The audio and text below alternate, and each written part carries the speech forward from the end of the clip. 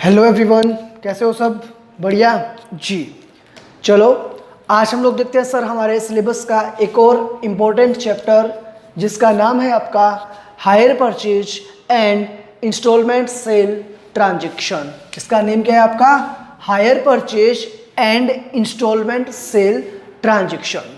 सबसे पहले सर हमें मीनिंग समझना होगा हायर परचेज का कि हायर परचेज क्या होता है। फिर हम लोग देखेंगे हायर इंस्टॉलमेंट क्या होता है, किस तरीके से ये ट्रांजैक्शन हमारे नॉर्मल सेल परचेज के ट्रांजैक्शन से डिफरेंट होते हैं, किस तरीके से हमें इनकी जो अकाउंटिंग है वो अलग करनी होती है। ये सारी चीज़ें सर हम लोग इस चैप्टर के अंदर डिस्कस करने वाले हैं। हायर परचेज, किसी भी चीज़ को एक तरीके से किराए पे खरीदना। मैं क्या करूँगा, मेरे पास इतने पैसे नहीं है कि मैं पूरा का पूरा उस असेट्स के लिए कैश में पेमेंट कर दूं, या फिर उस असेट्स का पूरा पेमेंट मैं एक साथ करना नहीं चाहता, तो उस सिचुएशन के अंदर मैं क्या करूंगा, मैं कुछ पैसा दे दूंगा सर, जिससे मैं वो असेट्स परचेज कर रहा हूं उसको eight the time of agreement. भी आज मेरे मन में इच्छा हुई कि मुझे कोई गाड़ी लेनी है और गाड़ी जो मुझे लेनी है वो 15 लाख रुपीज़ की। मैंने सोचा 15 लाख रुपीज़ आज पेमेंट करूं, गाड़ी लूँगा तो एक साथ कैश मुझे 15 लाख देना पड़ेगा, इतना कैश मेरे पास नहीं है। तो मैंने क्या विचार किया कि एक काम करता हूं, आज मैं कोई गाड़ी के लिए बात करने जाता हूं। पूछा, मैंने कोटेशंस ले ली उनसे कि गाड़ी की वैल्यू कितनी है, मुझे बताया 15 लाख रुपीज़ है। मैंने कहा ठीक है, मैंने कहा आपको 2 लाख रुपए आज दे देता हूँ, बाकी आप क्या करना, आप किस्तों के अंदर इंस्टॉलमेंट्स के अंदर लेते रहना वो पैसे। बोले अच्छा आज आप हमें पैसा नहीं दोगे सारा? मैंने कहा नहीं। तो अब क्या हुआ, मैंने उस गाड़ी का बाकी बचा हुआ जो बैलेंस पेमेंट है उसके लिए मंथली इंस्टॉलमेंट्स बनवा ली। मंथली मैं क्या करूँगा, एक फिक्स अमाउंट से 10,000, 15,000, 20,000 जो भी एक मैं डिसाइड करूँगा वो एक फिक्स अमाउंट मुझे क्या करना पड़ेगा, हर महीने पे करना पड़ेगा सर, जिससे मैंने मेरी गाड़ी का फाइनेंस करवाया है।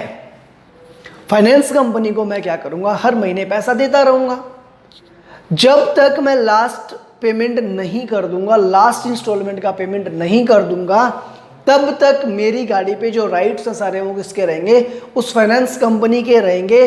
अगर मैं किसी भी तरीके का डिफॉल्ट करता हूं पेमेंट के रिगार्डिंग, टाइमली अगर मैं पेमेंट नहीं करता हूं, तो क्या किया जा सकता है मेरे साथ, तो सर जो भी गाड़ी मैंने ली थी ऐसे सिस्टम पे, वो गाड़ी क्या है, वो फाइनेंस कंपनी वाले उठा करके वापस ले जाएंगे और बोलेंगे जी जो पैसे आज तक आपने दिए वो क्या है, वो किराया है आपका, जितने टाइम आपने गाड़ी यूज करी उसका। ठीक है, तो अब मैं टुकड़ों में पेमेंट कर रहा हूं। बोले आज आप दोगे तो 15 लाख आज मिल जाएंगे, अब आप दे रहे हो सर टुकड़ों में, तो अगर आप टुकड़ों में पेमेंट दे रहे हो तो हम आपसे कुछ एक्स्ट्रा चार्ज करेंगे। मैंने कहा क्यों भाई, बताया 15 लाख के तो 15 लाख दे देता हूँ, टुकड़ों में दे देता हूँ। बोले नहीं, आज देते तो उस पैसे को हम कहीं इन्वेस्ट करते, उस पर कुछ और अर्न कर लेते, और कुछ नहीं तो सर बैंक में डिपॉजिट करवाते तो भी हमें कुछ इनकम हो जाती। अब आप क्या कर रहे हो, आप वो पैसा टुकड़ों में धीरे धीरे डेफर करके दे रहे हो। तो फिर हम लोग क्या करेंगे, जो भी अमाउंट आउटस्टैंडिंग है उसमें इंटरेस्ट चार्ज करेंगे। भाई आप जितना कैश प्राइस है वो तो दोगे ही दोगे, उससे कुछ पैसा हम लोग एक्स्ट्रा चार्ज करेंगे, और जो एक्स्ट्रा चार्ज करेंगे वो क्या होगा, वो होगा इंटरेस्ट, जो अमाउंट आपका आउटस्टैंडिंग है उसका। मैंने कहा ठीक है। फिर बोले, मैंने कहा आपको कैश प्राइस भी दूंगा और इंटरेस्ट भी दूंगा। बोले हाँ ये दोनों देने पड़ेंगे। मैंने कहा अच्छा। बोले इन दोनों को मिलाकर के हम लोग क्या बोल देते हैं, हायर परचेज प्राइस। इन दोनों को मिलाकर के क्या बोला जाता है, हायर परचेज प्राइस। ये कुछ टर्म्स हैं जो हमारी इस चैप्टर के अंदर यूज आने वाली हैं। जिस दिन बैठ करके हम लोग एग्रीमेंट करेंगे गाड़ी के लिए, भी मैं बैठूंगा और जो कंपनी है, गाड़ी का जो वेंडर है वो बैठेगा, दोनों बैठ करके बातें करेंगे, भाई मुझे ये गाड़ी चाहिए, डॉक्यूमेंट्स वगैरह प्रिपेयर कर दो इस गाड़ी के। तो जिस दिन एग्रीमेंट होगा उसको हम लोग बोलते हैं डेट ऑफ एग्रीमेंट। उसको हम लोग क्या बोलते हैं, डेट ऑफ एग्रीमेंट। उस दिन मुझे कुछ पैसे भी डिपॉजिट करवाने होते हैं। जिस दिन मैं एग्रीमेंट कर रहा हूं उस दिन मैं क्या करूंगा, कुछ पैसे कंपनी के पास जमा करवाऊंगा, वेंडर के पास डिपॉजिट करवाऊंगा, जिसको हम लोग क्या बोलते हैं, डाउन पेमेंट। आया समझ? तो ये कुछ बेसिक टर्म्स हैं जो हमारी यूज आने वाली हैं। हमें और क्या क्या देखना है सर? हमें इस चैप्टर के अंदर मेजरली देखना है कैलकुलेशन ऑफ इंटरेस्ट। भाई आपने बोला जब टुकड़ों में पेमेंट करोगे तो टुकड़ों पे पेमेंट करने पे इंटरेस्ट चार्ज किया जाएगा, उस इंटरेस्ट की कैलकुलेशन किस तरीके से की जाएगी वो हमें देखना है।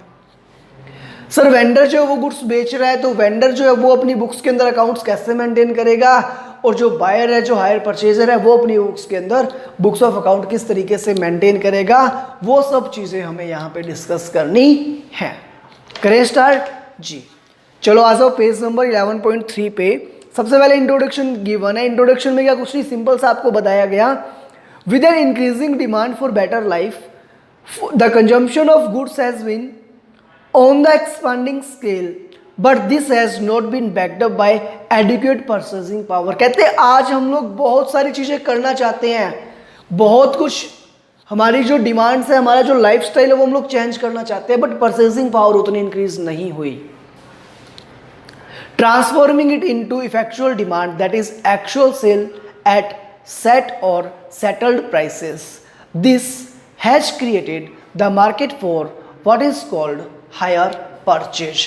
तो परचेजिंग पावर बराबर नहीं इंक्रीज हुई, इसके कारण क्या हुआ, हायर परचेज का जो मार्केट है वो आपका ग्रो करने लगा।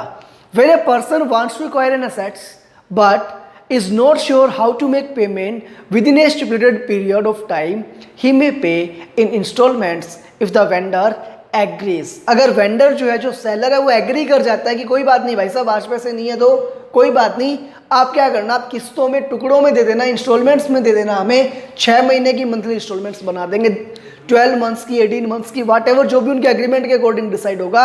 अगर ऐसा वेंडर एग्री कर जाता है तो क्या होगा, वो कहलाएगा आपका hire purchase. This enables the purchaser to use the assets while paying off for it in installments over an agreed period of time. This type of business deals is known as hire purchase transaction.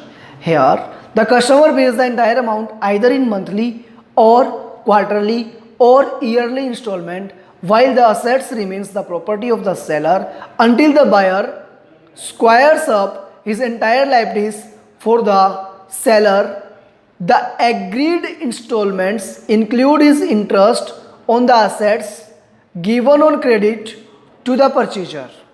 Therefore, when the total amount is certainly higher than the cash down price of the assets because of interest charges, obviously both the parties gain in the bargain. By virtue of this, the purchaser has the right of immediate use of the assets without making immediate payment for the assets. By this, he gets both credit and product from the same seller. From seller's point of view, he drives the benefits by way of increase in sales and also he recovers his own cost of credit. क्या बोल रहा है sir? कहते जो vendor है, vendor higher purchaser को goods बेच देगा, तो वेंडर क्या करेगा, जो गुड्स बेचा उस पर प्रॉफिट कमाएगा, और क्या होगा, प्लस सर इसको होगी इंटरेस्ट की इनकम। तो ये खुश होगा या नहीं होगा? खुश है। एक तो मेरा गुड्स बिक गया और उस गुड्स के साथ साथ क्या है, गुड्स बिका और जितना लेट पेमेंट मिलेगा उसका इंटरेस्ट भी मुझे मिल जाएगा मेरी डिजायर्स के अकॉर्डिंग। परचेजर खुश क्यों है? आज आ गई असेट्स, असेट्स मिल गई मुझे यूज करने के लिए, हाँ जी। पूरा पेमेंट करना पड़ा क्या? नहीं करना पड़ा। मेरी जो रिक्वायरमेंट्स है वो मेरी आज से ही फुलफिल होनी स्टार्ट हो जाएगी और उसके लिए मुझे पेमेंट क्या करना है, धीरे धीरे टुकड़ों में मेरी सहूलियत के अकॉर्डिंग मुझे पेमेंट करना है। ठीक है। Nature of hire purchase agreement. Under the hire purchase system the hire purchaser gets possession of the goods at the outset and can use it while paying for it in installments over a specified period of time as per the agreement। कहते हैं भाई जिस दिन agreement हो गया ना वहीं पे वो असेट्स आपको मिल जाएगी। किस लिए? यूज लेने के लिए, काम में लेने के लिए वो असेट्स आपको उसी दिन मिल जाएगी। उस दिन से आप क्या कर सकते हो, उस असेट्स को यूज कर सकते हो। फिर अगर खरीदनी है, मेरे राइट सारे मुझे कब मिलेंगे, जिस दिन वो जो असेट्स है उसकी मैं फाइनल जो पेमेंट है, लास्ट इंस्टॉलमेंट जो है वो पेमेंट कर दूंगा, उस दिन वो असेट्स मेरी हो जाएगी। उससे पहले तक क्या है, मैं केवल उसको यूज कर सकता हूं और उसका जो पेमेंट है वो मुझे इंस्टॉलमेंट्स के अंदर करते रहना है। However, the ownership of the goods remains with the hire vendor until the hire purchaser has paid all the installments. Each installment paid by the hire purchaser is treated as hire charges for using the assets. In case he fails to pay any of the installment, even the last one, the hire vendor has the right to take back his goods without compensating the buyer. That is, the hire vendor is not going to pay back a part or whole of the amount received through installments till the date of default from the buyer. कहते भाई अगर time से पैसा दे रहा है तो बहुत अच्छी बात है, तू भी खुश है, मैं भी खुश हूं, तेरा भी काम चल रहा है, मेरा भी काम चल रहा है। लेकिन क्या, अगर भाई साहब आपने डिफॉल्ट किया किसमें, इंस्टॉलमेंट का पेमेंट करने में, इंस्टॉलमेंट का पेमेंट नहीं किया आपने, तो मैं क्या करूंगा, ये जो गुड्स है ना, इस गुड्स को उठा करके मेरे पास ले आऊंगा, आपके पास नहीं छोड़ने वाला। और ये गुड्स ले आऊंगा, अब आप बोलोगे भाई साहब आपको इतने सारे पैसे दे रखे हैं, ऐसे कैसे गुड्स उठा के लेके जा रहे हो। मैं बोलूंगा इतने दिन आपने गुड्स काम में भी तो लिया, जो पैसे आपने मेरे को दिए थे वो सब क्या है, वो उस गुड्स का किराया है, आपको वापस कुछ नहीं मिलने वाला। जाओ जयराम जी की या तो इंस्टॉलमेंट का पेमेंट कर दो या फिर असेट्स वापस कर दो, ठीक है। हाँ जी, in case he fails to pay any of the installment, even the last one, the hire vendor has the right to take back his goods without compensating the buyer. वो बायर को compensate किए बिना ही क्या करेगा, goods वापस ले जाएगा। अब देखते हैं कुछ टर्म्स क्या क्या है आपकी। Special features of hire purchase agreement, क्या क्या फीचर्स हैं भाई। फर्स्ट है पोजीशन। पोजीशन का मतलब ही कंट्रोल मान लो। आज गाड़ी मेरे शोरूम के अंदर खड़ी है तो मेरे पास है, आपने कुछ इंस्टॉलमेंट दी, थोड़ा सा डाउन पेमेंट मुझे दिया और वो गाड़ी आप लेके चले गए, तो पोजीशन क्या हुआ, अब आपके पास। तो जैसे ही बायर क्या करता है, डाउन पेमेंट करता है, एग्रीमेंट करता है, वैसे ही पोजीशन जो है एसेट्स का वो हायर परचेजर को मिल जाता है। The hire vendor transfers only possession of the goods to the hire purchaser immediately after the contract for hire purchase is made. Installments, the goods are delivered by the hire vendor on the condition that a hire purchaser should pay the amount in periodical installments। भाई hire vendor ये चाहता है कि जो higher purchaser है वो periodically क्या करे, मुझे इंस्टॉलमेंट्स का पेमेंट करे। डाउन पेमेंट पढ़ा हमने, the hire purchaser generally makes a down payment that is an amount on signing the agreement. जिस दिन एग्रीमेंट साइन किया जा रहा है उसी दिन कुछ पेमेंट करना, वो आपका होगा down payment. Constituents of hire purchase installments, क्या क्या चीजें होगी भाई। Each installment consist of two elements, क्या क्या, इंटरेस्ट एंड फाइनेंस। जो आपका इंटरेस्ट रहेगा वो, और एक रहेगा सर उसके अंदर principal element and capital payment. Ownership, the property is goods in to pass the hire purchaser on the payment of the last installment and exercising the option conferred upon him under the agreement। repossession, possession का मतलब मेरे पास था, मैंने possession दिया किसको, higher purchaser को। Higher purchaser ने पैसे नहीं दिए तो वापस उठा लाऊंगा, रीपरचेस कर लूंगा। मतलब अगर किसी गुड्स की सभी इंस्टॉलमेंट का पेमेंट नहीं हुआ और उस गुड्स को वापस एक्वायर कर लिया, रीएक्वायर कर लिया किसने सर, हायर वेंडर ने, that's called repossession. In case of default in respect of payment of even the last installment, the hire vendor has the right to take the goods back without making any compensation. कौन हो तुम, instalment दी क्या, नहीं दी ना तो भाग जा, मैं 1 रुपया तेरे को वापस देने वाला नहीं हूँ और ये गुड्स जो है ये वापस लेके जा रहा हूँ, ऐसा बोल के वेंडर क्या करेगा, उठाएगा सामान और ले आएगा अपने पास। टर्म्स क्या क्या यूज हुई, हायर वेंडर, वेंडर मतलब क्या हुआ यहाँ पे, सेलर, ऐसा पर्सन जो गुड्स बेच रहा है किस पे, हायर परचेज पे, that's called higher vendor. Higher vendor is a person who delivers the goods along with its possession to the higher purchaser under a hire purchase agreement। तो क्या क्या होगा सर, हायर वेंडर एक person होगा जो deliver करेगा goods, किसको करेगा, हायर परचेजर को, कैसे, विद एन एग्रीमेंट। एग्रीमेंट में क्या होगा, एग्रीमेंट के अंदर बताया रहेगा सर कि कितना पेमेंट डाउन पेमेंट करना है आपको और कितनी इंस्टॉलमेंट कितने कितने रुपए की कब कब आपको पे करनी है, वो सारी बातें हमारी इस एग्रीमेंट के अंदर लिखी जाती हैं। नेक्स्ट है सर हायर परचेजर, ये वो पर्सन है जिसको असेट्स चाहिए थी, ये जो वो पर्सन है जो खरीद करके लाएगा क्या, हायर असेट्स, किससे, हायर वेंडर से, किस पे, हायर परचेज पे, कैसे, एग्रीमेंट के थ्रू, देगा पैसा इंस्टेंट कहलाएगा डाउन पेमेंट और कुछ पैसे का पेमेंट कैसे करेगा, इंस्टॉलमेंट्स में।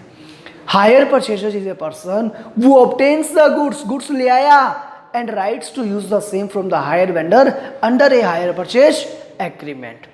कैश प्राइस, रोकड़ा, कितना पैसा कैश में दे करके लाओगे, जितने रुपए में आपको आज कैश में मिल रही है उसको क्या बोलेंगे, cash price. Cash price is the amount to be paid by the buyer on outright purchase in cash. Down payment. Down payment is the initial payment made to the hire vendor by the hire purchaser at the time of entering into a hire purchase agreement. जिस दिन बैठ करके agreement कर रहे हैं, बोले हाँ agreement ठीक है, तेरी सारी बातें सुन ली, पहले इतना पैसा रख, इतना पैसा रख एग्रीमेंट के टाइम पे ही, तो जितने पैसे का पेमेंट कर रहे हो कब, eight the time of agreement, उसको हम लोग क्या बोलते हैं, डाउन पेमेंट। और एक अच्छी बात बताऊं आपको, डाउन पेमेंट के अंदर कभी भी इंटरेस्ट का कंपोनेंट आपका इंक्लूड नहीं हो सकता। क्यों, आज बैठ के बात कर रहा हूं, गाड़ी कितने की है, 15 लाख की गाड़ी, कितने की है 15 लाख की, इंटरेस्ट कितना लगेगा 1,50,000, टोटल 16,50,000 रुपए। मैंने कहा आज ही पेमेंट कर रहा हूं, तो ये सारी वैल्यू कब की है, एक पर्टिकुलर डेट से 21 सितंबर की है, तो पेमेंट भी आज ही कर रहा हूं, तो वो क्या होगा, हमेशा प्रिंसिपल्स में से एडजस्ट होगा। जो भी आप डाउन पेमेंट करते हो उसके अंदर केवल और केवल क्या होता है, प्रिंसिपल कंपोनेंट होता है, उसके अंदर इंटरेस्ट का कोई भी कंपोनेंट नहीं होता।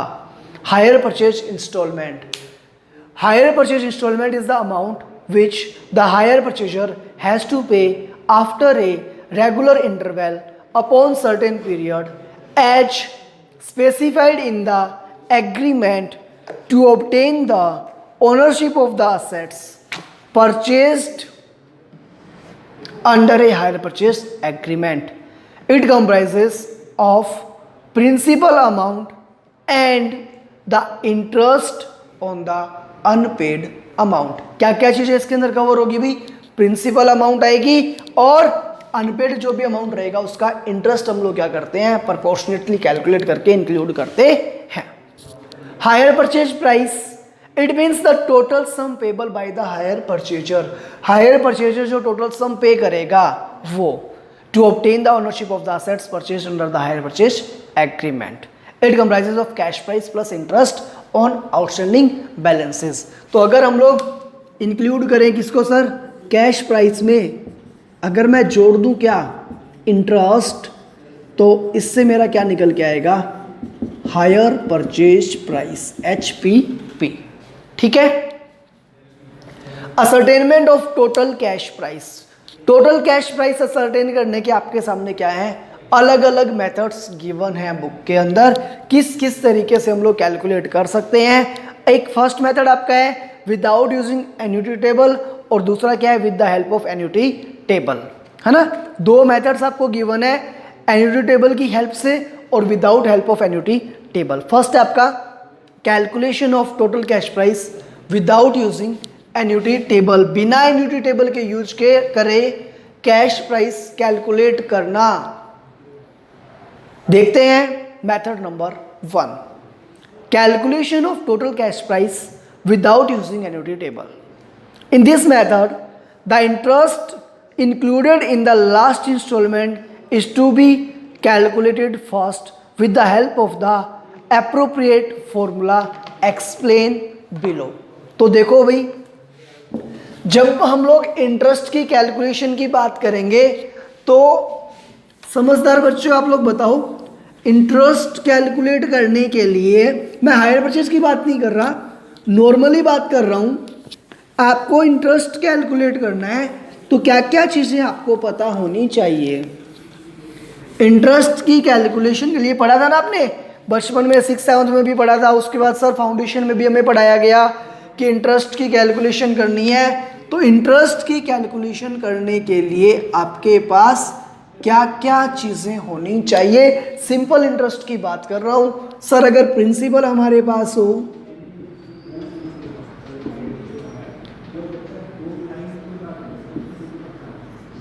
रेट हमें पता हो, और सर अगर हमारे पास टाइम हो पता, तो हम लोग इंटरेस्ट कैलकुलेट कर सकते हैं।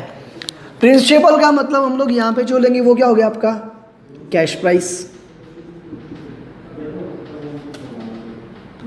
कैश प्राइस हो गया ना। रेट जो भी आपको क्वेश्चन में गिवन रहेगी, टाइम भी आपको पता रहेगा। तो ये 3 चीज़ें हमें पता होनी चाहिए। अगर हमें कैश प्राइस पता है किसी एसेट्स का, रेट ऑफ इंटरेस्ट हमें पता है और टाइम पीरियड हमें पता है इंस्टॉलमेंट के गैप का, तो हम लोग इजीली ये सारी वर्किंग्स कर सकते हैं। बट जब हम लोग हायर परचेज के क्वेश्चंस देख रहे होंगे, वहां पे क्या होगा, कभी आपको कैश प्राइस गिवन नहीं है, कभी आपको रेट ऑफ इंटरेस्ट गिवन नहीं है, कभी टाइम इंटरवल गिवन नहीं है, कभी इंस्टॉलमेंट का अमाउंट गिवन नहीं है। अलग अलग सिचुएशंस आपके सामने अराइज की जाएगी। डिफरेंट सिचुएशंस में डिफरेंट मेथड्स को अप्लाई करके क्या करना है, आपको कैलकुलेट करना है value of cash price. Interest का कंपोनेंट आपको अलग से कैलकुलेट करना है। अब देखो क्या बोल रहा है, for example in A hire purchase transaction apart from down payment. भी एक हायर परचेज ट्रांजेक्शन अगर है तो कहता है हमें एक तो डाउन पेमेंट करना पड़ेगा। अपार्ट फ्रॉम डाउन पेमेंट मतलब डाउन पेमेंट को तो आप छोड़ दो, तो मैंने लिख दिया डाउन पेमेंट, और डाउन पेमेंट को तो कह रहा आप छोड़ दो। मैंने कहा ठीक है जी, हमने एक साइड में लिख करके छोड़ दिया डाउन पेमेंट को। और क्या बोल रहा है, 4 other installments are payable. 4 installment का आपको पेमेंट करना है। Installment 1, installment 2, installment 3 and installment 4। एक पर्सन जिन्होंने गुड्स खरीदा, उन्होंने क्या किया, कुछ डाउन पेमेंट किया और 4 इंस्टॉलमेंट में कहा मैं आपका पेमेंट कर दूंगा भाई साहब। मैंने कहा ठीक है। The interest will be calculated first on the 4th installment, then 3rd, then 2nd and the lastly on the 1st installment. Interest on down payment will be nil. ऐसा क्यों? कहता जी क्या होता है, देखो मैंने कोई असेट्स देखी 1 लाख रुपीज की, डाउन पेमेंट कर आया मैं 20,000 रुपीज। उसके बाद क्या होगा सर, बैलेंस आउटस्टैंडिंग कितना रहा 80,000। मैं यहाँ पे इंटरेस्ट चार्ज करूंगा फर्स्ट इंस्टॉलमेंट में तो 80,000 पे करूंगा। फिर मैंने कुछ पैसे और दे दिए होंगे, प्रिंसिपल रिपेमेंट हो गया होगा, कुछ बैलेंस बच गया होगा, फिर उस पर मैंने इंस्टॉलमेंट दी, फिर कुछ बैलेंस बच गया। इस तरीके से क्या होगा, जो मेरी लास्ट इंस्टॉलमेंट है, कौन सी इंस्टॉलमेंट नंबर 4, उसका जो टोटल मैंने पेमेंट किया से जो आपकी लास्ट इंस्टॉलमेंट है उसका टोटल पेमेंट किया आपने 33,000 रुपीज। तो इस 33,000 के अंदर क्या है सर, इसके अंदर 2 चीजें इंक्लूड है। एक तो प्रिंसिपल अमाउंट और दूसरा आपका इंटरेस्ट। 2 चीजें होगी ना इसमें, प्रिंसिपल और इंटरेस्ट। अब क्या करूं सर, मेरे को अलग अलग करना है। 33,000 के अंदर कितना प्रिंसिपल है और कितना इंटरेस्ट है। अगर रेट ऑफ इंटरेस्ट मेरे को पता है, रेट ऑफ इंटरेस्ट मुझे पता है कितनी है 10%, तो क्या करूंगा सर, ये जो आपका 33,000 है इसके अंदर 2 चीजें हैं। 100 रुपीज अगर प्रिंसिपल है तो 10 रुपीज किसके हैं, इंटरेस्ट के हैं। तो ये किसके इक्वल हुआ 110 के। अगर मुझे प्रिंसिपल निकालना है तो मैं कर दूंगा मल्टीप्लाई विद 100, और अगर मुझे इंटरेस्ट निकालना है तो मैं कर दूंगा मल्टीप्लाई विद 10। इंटरेस्ट निकालना है तो इंटरेस्ट वाली रेट से, और प्रिंसिपल निकालना है तो प्रिंसिपल वाले शेयर से मल्टीप्लाई कर दोगे तो अलग अलग होकर क्या आ जाएगा आपका प्रिंसिपल का अमाउंट और इंटरेस्ट का अमाउंट। प्रिंसिपल कितना आ गया 30,000 और इंटरेस्ट कितना आ गया आपका 3,000, है ना। देखते हैं आगे चलो। तो कहता for example in hire purchase transaction apart from down payment को छोड़ दो, अगर 4 इंस्टॉलमेंट है तो हम लोग सबसे पहले क्या करेंगे, हम लोग इंटरेस्ट कैलकुलेट करेंगे सबसे पहले 4th इंस्टॉलमेंट का, देन 3rd, फिर 2nd और फिर 1st पे। We know that interest is to be calculated on the outstanding balance of cash price. हमें यह भी पता है ब्याज किस पे दोगे भाई, असेट्स आपकी 1 लाख रुपीज की हैं, 20,000 आपने पेमेंट कर दिए, तो आप जो इंटरेस्ट पेमेंट करोगे, अब जो इंटरेस्ट आप इंस्टॉलमेंट्स में ऐड करवाओगे वो 1 लाख पे करवाओगे या 80,000 पे करवाओगे। जो 20,000 रुपये आप उसको कैश देकर क्या है डाउन पेमेंट के, तो क्या वो प्रिंसिपल अमाउंट से कम करवाओगे, नहीं करवाओगे, करवाएंगे सर, जाहिर सी बात है। तो इंटरेस्ट जो चार्ज होता है आपका वो हमेशा किस पे होता है, interest is charge always and always at किस पे चार्ज करोगे, आउटस्टैंडिंग कैश प्राइस पे। हम लोग जो इंटरेस्ट चार्ज करेंगे वो हमेशा किस पे चार्ज करेंगे, आउटस्टैंडिंग कैश प्राइस पे चार्ज करेंगे। In this case we will have to calculate the interest with the help of total amount due on hire purchase price since the cash price is not known. तो कहता है हम लोग ये सब कैसे कर सकते हैं, हमें कैश प्राइस तो पता ही नहीं है, हमें हायर परचेज प्राइस पता है। तो ये अलग अलग कंडीशंस आपके सामने जनरेट की जाएगी कि अगर आपको कैश प्राइस नहीं पता तो कैलकुलेट कैसे करोगे, हायर परचेज प्राइस पता नहीं तो कैसे काम करना है, रेट ऑफ इंटरेस्ट नहीं पता तो कैसे करेंगे, अमाउंट्स नहीं पता इंस्टॉलमेंट का तो कैसे कैलकुलेट करेंगे, क्या होगा अगर इंटरेस्ट का अमाउंट किसी इंस्टॉलमेंट के अंदर इंक्लूड है, और क्या होगा अगर इंटरेस्ट आपको अलग से चार्ज करना है तो किस तरीके से आप इंस्टॉलमेंट का अमाउंट कैलकुलेट करोगे, वो सारी चीजें हमें यहाँ पे डिस्कस करनी होती हैं। We know that interest is to be calculated on the outstanding balance of cash. In this case, we will have to calculate the interest with the help of the total amount due on higher purchase price since the cash price is not known. For the purpose of calculating the interest, the following steps should be followed.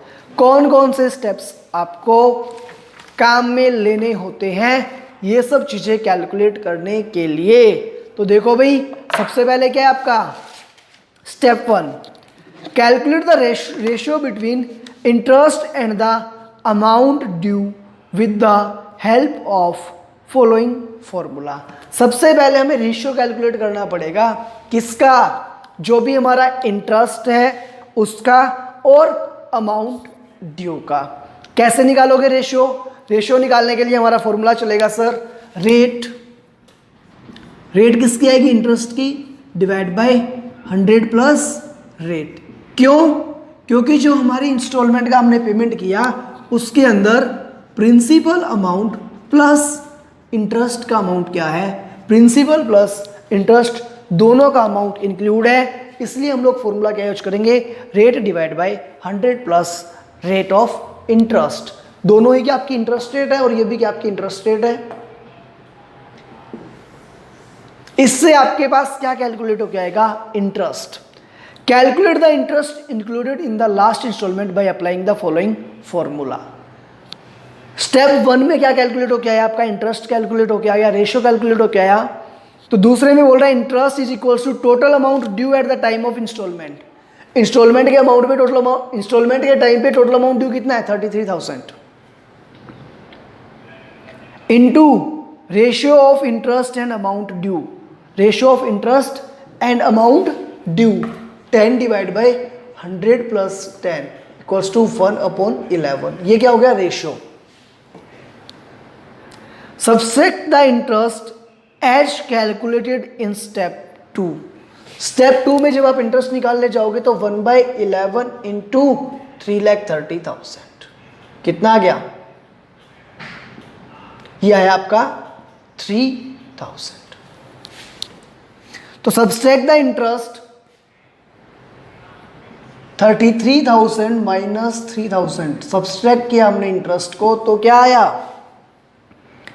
From the installment to get the amount of outstanding cash price at the time of last installment. ये 30,000 क्या निकल के आ गया भाई, मेरा outstanding cash price निकल करके आ गया लास्ट इंस्टॉलमेंट के अंदर। तो मैं अगर इस 33,000 का ब्रेकअप करके लिखूं यहाँ पे, एक बार समझने के लिए हम लोग ये चीज़ें कर रहे हैं, बाद में फेयरली हम लोग क्या इन चीज़ों को और अच्छे से कवर करेंगे। भी इस 33,000 के अंदर सर दो कंपोनेंट हमारे हैं, एक तो प्रिंसिपल है आपका 30,000 और इंटरेस्ट कितना है 3,000। तो यहाँ पे क्या करना पड़ता है, हमें कुछ कॉलम्स बनाने पड़ते हैं, डिपेंड करता है हमारे क्वेश्चन की इंफॉर्मेशंस पे, पर्टिकुलर्स जो आपके हैं, कौन सी इंस्टॉलमेंट वगैरह क्या है। फिर हम लोग देखते हैं आपका कैश प्राइस आउटस्टैंडिंग कितना है, तो हम लोग लिखते हैं आउटस्टैंडिंग कैश प्राइस। इंस्टॉलमेंट आपकी आती है, इंस्टॉलमेंट के अंदर दो चीजें होती है कि प्रिंसिपल कितना है और इंटरेस्ट कितना है। प्रिंसिपल और इंटरेस्ट को अगर मैं जोड़ दूं तो क्या बनता है, इंस्टॉलमेंट बनती है। और अगर आउटस्टैंडिंग कैश प्राइस में से डिडक्ट कर दोगे प्रिंसिपल तो क्या निकल के आ जाएगा, आपका आउटस्टैंडिंग कैश प्राइस बच जाएगा। जो आउटस्टैंडिंग कैश प्राइस बच जाएगा एट द एंड, वो आपका कैलकुलेट होकर के आता है। देखते हैं चलो एक बार, at the cash price calculated, जो हमने कैश प्राइस कैलकुलेट किया। अब देखो यहाँ पे क्या किया हमने, फाइनल इंस्टॉलमेंट मेरी कितनी है सर 33,000 की मेरी इंस्टॉलमेंट है। मैंने अलग अलग किया तो प्रिंसिपल आया 30,000 का और इंटरेस्ट मेरा आया 3,000 का। अब कह रहे हैं कि जो भी आपका कैश ये आया, ये क्या रहा होगा, लास्ट में आउटस्टैंडिंग रहा होगा, यहाँ पे लास्ट ईयर ये आउटस्टैंडिंग रहा होगा। अब इसको ऐड करना है पिछले वाले में, यहां से कहाँ जाएंगे, लास्ट क्वार्टर में। भाई थर्ड क्वार्टर के टाइम पे जो वेंडर है हमसे क्या क्या मांग रहा था सर, थर्ड क्वार्टर के टाइम पे एक तो थर्ड इंस्टॉलमेंट का जो पैसा था उस वो मांग रहा होगा, प्लस फोर्थ वाले का प्रिंसिपल, क्योंकि फोर्थ का इंटरेस्ट तो कब स्टार्ट होगा, जब थर्ड वाले का टाइम पूरा हो जाएगा तो फोर्थ का स्टार्ट होगा। जिस दिन मैं थर्ड इंस्टॉलमेंट की पेमेंट करने जाऊंगा तो वो क्या बोलेगा, वो कहेगा भाई साहब आपकी थर्ड इंस्टॉलमेंट का प्रिंसिपल प्लस थर्ड इंस्टॉलमेंट का इंटरेस्ट प्लस फोर्थ इंस्टॉलमेंट का प्रिंसिपल अभी तक क्या है, पेंडिंग है। तो फोर्थ का प्रिंसिपल कितना पेंडिंग है वो हमने यहाँ पे कैलकुलेट कर लिया, इसको हम लोग जोड़ देंगे, जो पिछली इंस्टॉलमेंट है उसमें क्या करेंगे, ऐड कर देंगे। Add the cash price calculated in step 3 to the amount of installment due at the end of third year. एक बार के लिए लिख रहा हूँ रफली आपके समझने के लिए कि आपका जो अमाउंट है वो कितना है। हम लोग इंस्टॉलमेंट का अमाउंट एक बार यहाँ पे मान लेते हैं 50,000, कुछ भी मान लो, 55,000 मान लो एक बार। तो कहता है ये 30 तो इसके अंदर इंक्लूड करेंगे, 58,000 कर देते हैं हम लोग। कहता 58,000 तो आपने इंस्टॉलमेंट दी है, प्लस पहले का कैश प्राइस आउटस्टैंडिंग कितना था 30,000, टोटल कितना हो गया 88। अब इसके अंदर निकालो वापस से, तो क्या आएगा 80,000 प्रिंसिपल और 8,000 क्या, इंटरेस्ट। इस तरीके से आपको बार बार अलग अलग करके कैलकुलेशंस करनी है। चलो अभी नेक्स्ट स्टेप क्या बोल रहा है, calculate the interest on the entire sum. Entire sum मतलब थर्ड वाला आपका 30,000 प्लस फोर्थ का टोटल कितना है 58। Deducts the interest from the total amount due at the end of third year. At the end of third year total amount कितनी होगी आपकी 58 plus 30 88, उसमें से इंटरेस्ट गया 8,000। To get the outstanding cash price at the time of third installment. Third installment के time पे कितना था 80,000 था, 50 का पेमेंट हो गया, कितना बच गया 30 बच गया। At the cash price calculated in step 5 to the amount of installment due at the end of second year. अब भाई यहाँ पे कितना है 80, उस 80 को ला करके यहाँ पे जोड़ दूंगा, जो भी यहाँ पे मेरा इंस्टॉलमेंट का पेमेंट हो रहा है उस 80 को इसमें जोड़ दूंगा, फिर वापस से वो स्टेप करूंगा, फिर स्टेप नंबर 1 पे जाऊंगा। इस तरीके से कहाँ पहुंचूंगा, मैं पहुंचूंगा कैश प्राइस तक। Calculate the interest on the entire sum so obtain in step 6, deduct this interest from the total amount due at the end of second year to get the outstanding cash price at the time of second installment. Then क्या करना है, add the cash price calculated in step 7 to the amount of installment due at the end of year 1। फिर आपका जो interest आएगा उसको आप क्या करोगे, स्टेप 8 में जो वैल्यू आएगी, deduct this interest from the total amount due at the end of year 1 to get the outstanding cash price at the time of installment first. उसके बाद ऐड कर दूंगा अगर मैं क्या डाउन पेमेंट, तो क्या निकल के आ जाएगा सर, मेरा निकल के आ जाएगा कैश प्राइस।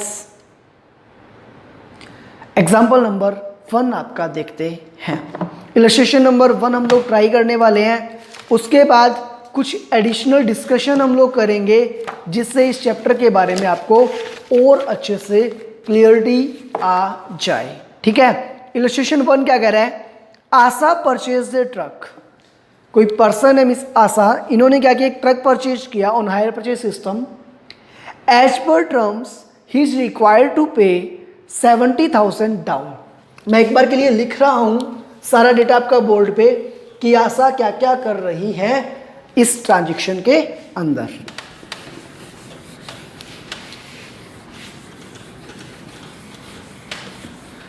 आशा पेमेंट कर रही है सर, डाउन पेमेंट कितना? 70,000 और 53,000 eight the end of year 1,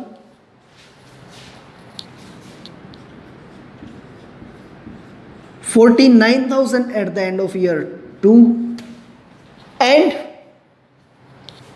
55,000 at the end of year 3। अब आशा की 4th इंस्टॉलमेंट है नहीं, 3 इंस्टॉलमेंट में पेमेंट कर रही है, प्लस दे रही है ये down payment. Interest is charge at the rate 10% per annum. Interest की रेट क्या है? 10% पर एनम। चलो जी आगे पढ़ते हैं question. You are required to calculate total cash price of the truck at the end the interest paid with the installment. कहते जी आप हमें ये बताओ कि इस ट्रक का कैश प्राइस कितना है, ये बता दो। इंटरेस्ट पता कर सकते हो तो वो बता दो। You are required to calculate the total cash price of the truck and the interest paid with each installment. हर एक इंस्टॉलमेंट के अंदर कितना कितना इंटरेस्ट का पेमेंट किया वो सब हमें बता दो तो हमारा काम चल जाए। मैंने कहा ठीक है, क्या मैं हायर परचेज प्राइस कैलकुलेट कर सकता हूँ? क्या कर सकता हूँ? 70 plus 53 plus 49 plus 55,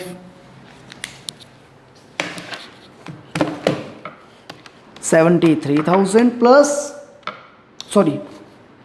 70,000 plus 53,000 plus 49,000 plus 55,000। Total मेरा जो पेमेंट है वो है मेरा 2,27,000 रुपीज़ का। अगर मैं बात करूं कि टोटल मैंने कितना पेमेंट किया वो है 2,27,000 रुपीज़। इसके अंदर 2 चीज़ें हैं, एक तो हमारा कैश और दूसरा क्या है? इंटरेस्ट। कैलकुलेट करना है हमें कैश प्राइस। कैसे करूं? किस तरीके से हम लोग इसे कैलकुलेट कर सकते हैं? तो आएगा, देखो सर, सबसे पहले हमें क्या करना पड़ेगा, हमें जो कैलकुलेशंस करनी है वो रिवर्स ऑर्डर में करनी होगी। रिवर्स ऑर्डर में क्यों करनी होगी? क्योंकि अगर मुझे स्टार्टिंग का आउटस्टैंडिंग अमाउंट पता होता, अगर मुझे कैश प्राइस पता होता इस असेट्स का, तो मैं सीधा सीधा यहाँ से स्टार्ट कर देता क्वेश्चन। लेकिन मुझे नहीं पता कि यहाँ पे कैश प्राइस कितना है, मुझे यहाँ पे भी नहीं पता, यहाँ पे भी नहीं पता और यहाँ पे भी नहीं पता। लेकिन मुझे एक चीज़ पता है। क्या पता है मुझे? कि ये जो लास्ट वाली इंस्टॉलमेंट है, इस इंस्टॉलमेंट के अंदर अगर 100 रुपीज़ प्रिंसिपल के हैं तो 10 रुपीज़ किसके हैं? इंटरेस्ट के। बताया ना आपको, इंटरेस्ट रेट 10% पर एनम। पूरे साल की अगर आपने किस्त दी, स्टार्टिंग में 100 रुपीज़ पेंडिंग थी, तो आपको इंटरेस्ट कितना देना पड़ रहा होगा? 10 रुपीज़ का इंटरेस्ट देना पड़ रहा होगा। टोटल कितना हो गया? 110। इंटरेस्ट कितना है आपका? 10 रुपीज़ का डिवाइड बाई 110, 1/11। ये क्या निकल के आ गया आपका? रेशो निकल के आया। जो आपको स्टेप 1 बताया था ना, कैलकुलेट द रेशो। तो ratio of interest and amount due कैसे निकालेंगे? Ratio of interest. Ratio of interest निकालने के लिए रेट ऑफ इंटरेस्ट कितनी है? 10% divide by rate plus 100, divide by rate plus 100। तो 10 डिवाइड बाई 110 आपका कितना आ गया? 1/11। ठीक है। Calculation of interest and cash price. Second step में क्या करना है, हमें कैलकुलेट करना है सर इंटरेस्ट और कैश प्राइस को। हमें कैलकुलेट करना है इंटरेस्ट एंड कैश प्राइस। इसके लिए क्या बताया गया आपको, लास्ट इंस्टॉलमेंट का अमाउंट देखो। कहाँ से स्टार्ट करोगे, थर्ड इंस्टॉलमेंट से करेंगे। तो ये जो मैंने लिखा है एक बार ये मिटा दूं, रिवर्स ऑर्डर में कर दूं। डाउन पेमेंट का हमें अभी कुछ करना ही नहीं है, लास्ट में काम आएगा, है ना। सर यहां पे कर दो थर्ड इंस्टॉलमेंट, कितने की है 55 की, और फर्स्ट कितने की है 53 की। ऐसा कर दो सर, ऐसा हमें बोला है करने को, क्योंकि हमें पता है कि ये जो लास्ट इंस्टॉलमेंट है इसके अंदर इंटरेस्ट कितना है वो हमें पता है, हम उसको अलग कर सकते हैं। करके देखो कैसे करोगे। तो सबसे पहले amount due at the time of instalment,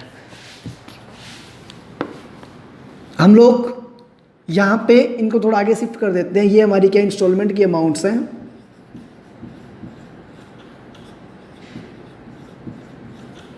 जब आपने लास्ट इंस्टॉलमेंट का पेमेंट किया होगा तो कितने पैसे मांग रहा होगा। सर जाहिर सी बात है, हिसाब किताब खत्म करने जा रहे हैं तो जितने पैसे दिए उतने ही पैसे मांग रहा होगा। तो amount due at the time of instalment,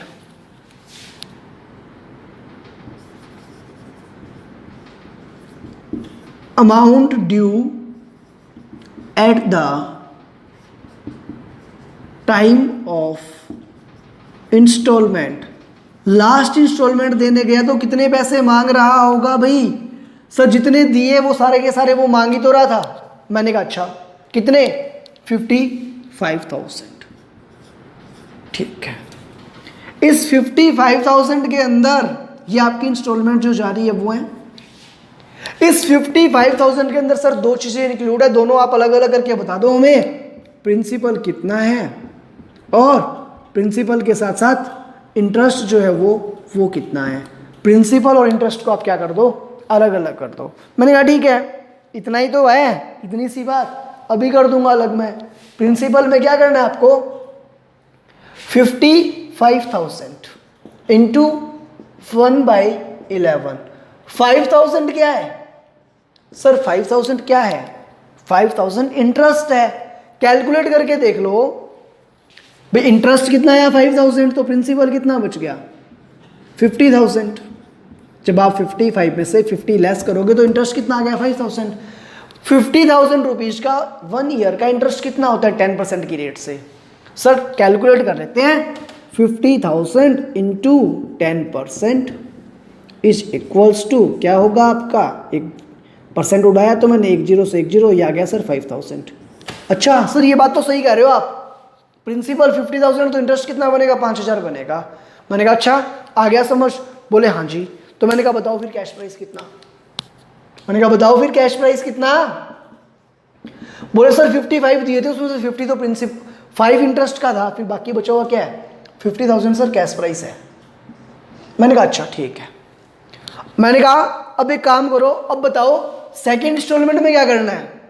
बोले सर सेकंड इंस्टॉलमेंट के टाइम क्या मांग रहा था ये। मैंने कहा बताओ ये 50 मांग रहा था नहीं मांग रहा था। बोले मांग रहा था सर, पक्का मांग रहा था। और मैंने कहा सेकंड इंस्टॉलमेंट मैंने 49 दिए तो ये भी मांग रहा होगा, तभी दिए होंगे ना। ये 49 देने के बाद वो कितने मांग रहा था 50 मांग रहा था मेरे से, तो ये देने से पहले कितने मांग रहा था सर, दोनों को जोड़ दो।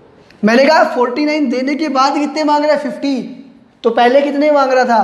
बोले सर 50 + 49 वो आपसे 99,000 रुपीज मांग रहा था। अच्छा जी 99 मांग रहा था। मैंने कहा हाँ, 99,000 इंटू 1/11 तो इंटरेस्ट आ गया 9,000 है। इंटरेस्ट बढ़ता जाएगा क्या। अरे भाई स्टार्टिंग के अंदर प्रिंसिपल क्या होता है, जो स्टार्टिंग होती है स्टार्टिंग के अंदर आपका प्रिंसिपल आउटस्टैंडिंग हमेशा ज्यादा होता है। जैसे जैसे आप इंस्टॉलमेंट का पेमेंट करते जाओगे वैसे वैसे प्रिंसिपल आउटस्टैंडिंग क्या होगा, कम होता जाएगा, और वैसे वैसे इंटरेस्ट भी आपका क्या है कम होता जाता है। इसलिए हमेशा फर्स्ट इंस्टॉलमेंट में इंटरेस्ट ज्यादा इंक्लूड होता है और लास्ट की इंस्टॉलमेंट में इंटरेस्ट कम इंक्लूड होता है। ठीक ठीक है, तो आउटस्टैंडिंग थे सर 99,000। अच्छा, इंटू 1/11 इंटरेस्ट आ गया सर 9,000। पेमेंट मैंने किया टोटल 49 का, 9,000 इंटरेस्ट है, तो प्रिंसिपल कितना है 40,000। अच्छा, 40,000 प्रिंसिपल ये, 50 ये, टोटल कितना हो गया सर 90,000। टोटल कितना हो गया 90,000। अब फर्स्ट इंस्टॉलमेंट की बात करें सर, फर्स्ट इंस्टॉलमेंट के टाइम पे ये भाई साहब क्या मांग रहे थे, तो जो एक तो आपने फर्स्ट इंस्टॉलमेंट दे दी वो मांग रहा था ये 53,000, प्लस जो बाकी रह गया देने के बाद कितना रह गया 90,000। सर ये महाशय हमसे 1,43,000 रुपीज मांग रहे थे। मैंने कहा अच्छा 1,43,000 रुपीज मांग रहे थे जी, चलो कोई बात नहीं, फिर इंटरेस्ट की कैलकुलेशन किस पे करोगे सर 1,43,000 पे करनी पड़ेगी। तो 1,43,000 इंटू 1/11 13,000। अच्छा जी, इंटरेस्ट कितना आया 13,000, तो प्रिंसिपल कितना है 53 माइनस 13 40,000 है सर प्रिंसिपल के, और इंटरेस्ट के 13,000। Cash price 90 plus 40 1,30,000। Sir 1,30,000 answer आ गया। नहीं रुको, डाउन पेमेंट का ट्रीटमेंट किया क्या अभी तक? नहीं, तो वो कौन करेगा, करो। नेक्स्ट क्या आपका down payment. Sir down payment का टाइम आउटस्टैंडिंग कितना था बताओ, कितना था? कैश प्राइस लूंगा ना, कितना है 1,30,000, ऐड कर दो डाउन पेमेंट 70,000, तो क्या आ जाएगा आपका कैश प्राइस आ जाएगा निकल करके 2 लाख रुपीज। 1,30,000 जो आपका टोटल कैश प्राइस आया, उसमें अगर मैं ऐड कर दूं डाउन पेमेंट, जो आपका कैश प्राइस आया उसके अंदर डाउन पेमेंट ऐड कर दोगे तो क्या निकल के आ जाएगा आपका टोटल कैश प्राइस निकल करके आ जाएगा। ठीक है, ये एक बेसिक सा क्वेश्चन है, ज्यादा टेंशन लेने की जरूरत नहीं है। कॉलम्स जैसे जैसे आप यूज कर रहे हो वैसे वैसे बना लो। फॉर्मेट आपका बुक वाले से थोड़ा डिफरेंट चल सकता है इस चैप्टर के अंदर, कोई इश्यू वाली बात नहीं है। चीजें आपको खुद को क्लियरली समझ आनी जरूरी है। अगर एक बार ये चीजें आपको समझ आ गई उसके बाद इस चैप्टर के अंदर कुछ भी नहीं है। नेक्स्ट लेक्चर के अंदर हम लोग कुछ एडिशनल क्वेश्चंस ट्राई करेंगे जिससे हमें ये इंटरेस्ट वाली जो कहानी है ये अच्छे से समझ आ जाए, और हम लोग इस कॉन्सेप्ट को आगे कंटिन्यू करेंगे। मिलते हैं नेक्स्ट लेक्चर के अंदर, तब तक के लिए bye bye, good day, take care, पढ़ाई करते रहो। एग्जाम आपके आ गए हैं, पढ़ना है। अकाउंट्स के अंदर सभी बच्चों को 80+ स्कोर करने के लिए एफर्ट्स करने हैं। बार बार कह रहा हूं, अकाउंट्स के अंदर इजीली स्कोर कर सकते हो, और अगर अकाउंट्स के अंदर 80+ ले आए तो बाकी तीनों सब्जेक्ट में अगर 40 भी ले आओगे तो भी आपका ग्रुप क्या है क्लियर हो जाएगा, और अकाउंट्स के अंदर इजीली आ सकते हैं। ठीक है, बाय बाय।